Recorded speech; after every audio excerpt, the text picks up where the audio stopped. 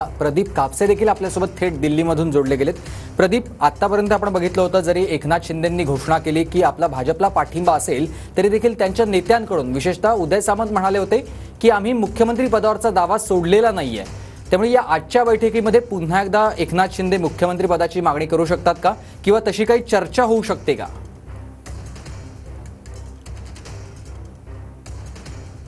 सुमित, खरं तर ही चर्चा होण्याची शक्यता नाकारता येत नाही, कारण आज जर आपण शिवसेनेतल्या नेत्यांची जर आपण वक्तव्य पाहिली तर विशेषतः शंभूराज देसाई यांचं वक्तव्य जे आहे त्या दिवसभर चर्चेमध्ये राहिलं ते म्हणजे एकनाथ शिंदे यांच्यासारखा मराठा चेहरा जो आहे तो मुख्यमंत्री झाला तर आम्हाला आनंद होईल।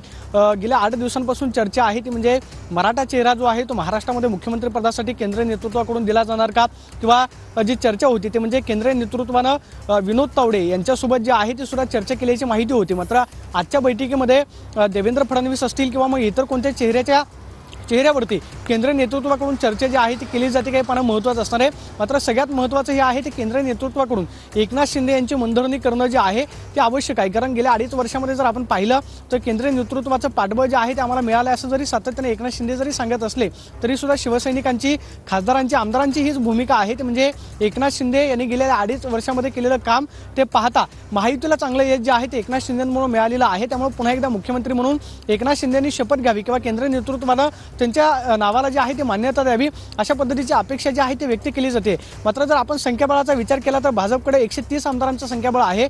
महायुतीचा जो फॉर्म्युला सातत्याने नेते सांगतात की ज्या पक्षाचे जास्त आमदार त्याचा मुख्यमंत्री, त्यानुसार हे मुख्यमंत्री पद जे आहे ते भाजपच्या वाट्याला जाण्याची शक्यता आहे।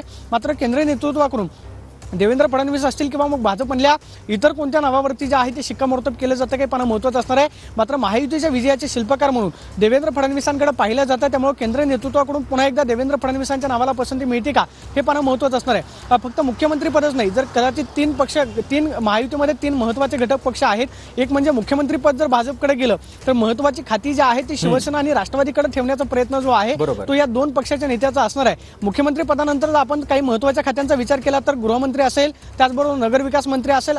बरोबर आहे, मंत्रीपद कोणती ह्या सगळ्या संदर्भात ही चर्चा होत्या।